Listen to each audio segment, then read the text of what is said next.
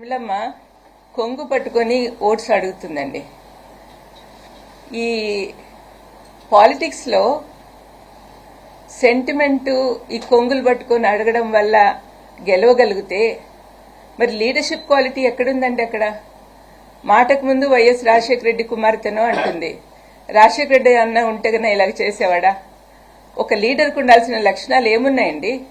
అనవసరంగా అవినాష్ని దినమంతా హత్య చేసినాడు అని చూసినారా వాళ్ళు హత్య చేసినట్లు? ఎవరు వాళ్ళకి ప్రూఫ్ చూపించారండి? ఎవరైతే హత్య చేశాడో వాడేమో బయట తిరుగుతున్నాడు. వాడు చెప్పిన మాటలు నమ్మి వీళ్ళు డిసైడ్ చేసేస్తారా? వాళ్ళేనా డిసైడ్ చేసేవాళ్ళు? మరి జడ్జిలు కోర్టులు ఎందుకండి? ఆ చిన్న పిల్లోడు వీళ్ళకంటే 10 ఏళ్ళు చిన్నోడు. అటువంటి వాడిని జీవితం అంతా నాశనం చేస్తున్నారు ఈ ఆడపిల్లలు ఇద్దరు. కొంచెమన్నా ఎంపతి ఉండాలండి. వాళ్ళలాంటి పిల్లోడే కదా, మా ఇంట్లో పిల్లోడే అబ్బాయి కూడా.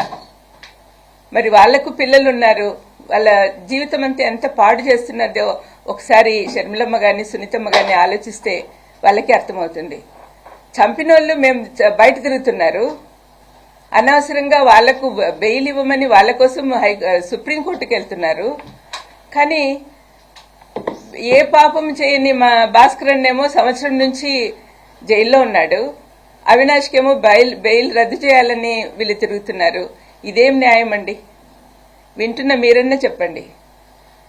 మరి మా ఇంట్లో పాప ఇట్లా తయారైందంటే చాలా బాధగా ఉంది. జగనన్నను కూడా ఇంక్లూడ్ చేస్తా ఉంది.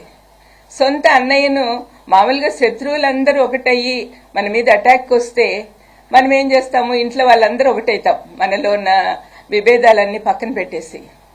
కానీ దీనికి ప్రకృతి సిద్ధంగా లేదండి. ఇక్కడ అన్ని వ్యతిరేకంగానే ఉన్నాయి. అబద్దాల జనకుడైన అపవాది కోరల్లో చిక్కుకోయినున్నారు ఈ అమ్మాయిలిద్దరు. మా కుటుంబాన్ని రాజశేఖరన్ గాని వివేకమన్నన్ గాని ప్రేమించే వాళ్ళు ఎంత మంది ఉన్నారు. రాజశేఖరన్ ఇప్పటికి కూడా కోట్లాది మంది మనసులో పెట్టుకుని ఆరాధిస్తున్నారు. నేను మీటింగ్స్కి వెళ్ళినప్పుడంతా ఎంత ప్రేమగా నన్ను ఆహ్వానిస్తారు. It's because of him only. మరి వివేకమన్నన్ చంపిన వాళ్ళు వివేకమన్న నాకు క్లోజ్ కాదా? ఒకగానో ఒక చెల్లెల్ని నన్ను నెత్తిన పెట్టుకుని చూసుకునేవాడు. వాళ్ళిద్దరికి ఉన్న ప్రేమ కంటే నా ప్రేమ ఎక్కువ అండి. నేను గట్టిగా చెప్పగలను. వివేకమన్న అంటే నాకు చాలా ఇష్టం. మరి నాకు బాధగా ఉండదా? కానీ వాళ్ళు ఇవన్నీ రాజకీయంలో చేర్చి ఇంత అన్యాయంగా మాట్లాడుతుంటే ఏం చేయాలో తెలియని పరిస్థితిలో వాళ్ళ ఇంట్లో వాళ్ళందరూ ఏడుస్తున్నారండి. అమ్మాయిలారా, మేనత్తగా చెప్తున్నా, దయచేసి మీరు మారండి. ఇప్పటికైనా నోరు మూసుకోండి. దాన్ని పడగొట్టాలని మీరు ప్రయత్నం చేస్తున్నారే, మీకు అసలు కరుణ జాలి ఏం లేదా? మీరే ఆలోచించుకోండి.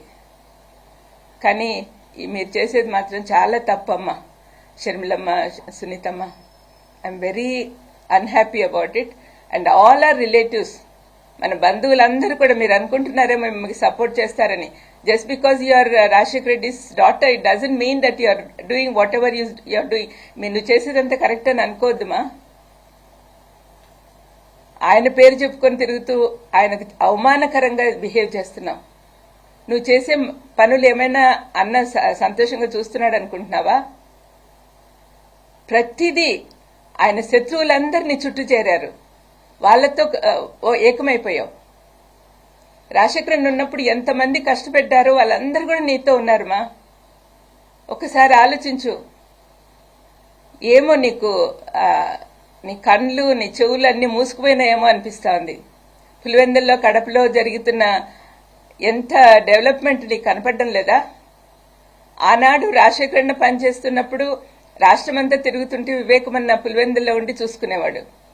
మరి ఏదో తప్పు మార్గంలో వెళ్ళాడు, కాంగ్రెస్ కు సపోర్ట్ చేస్తూ ఎనిమి అయిపోయినాడు.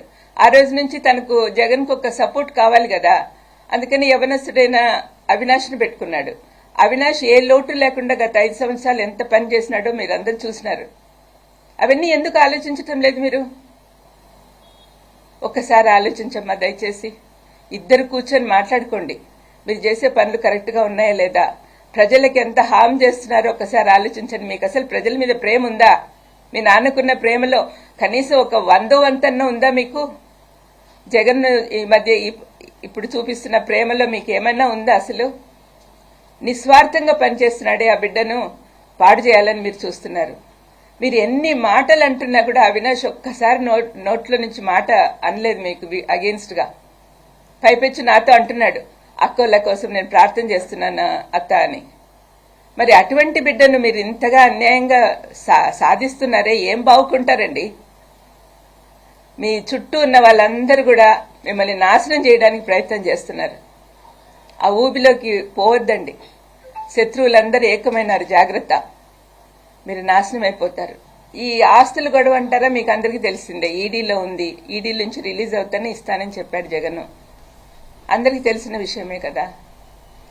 మరి ఎందుకు అంత కోపం పెంచుకుంటా ఉందో తెలియదు.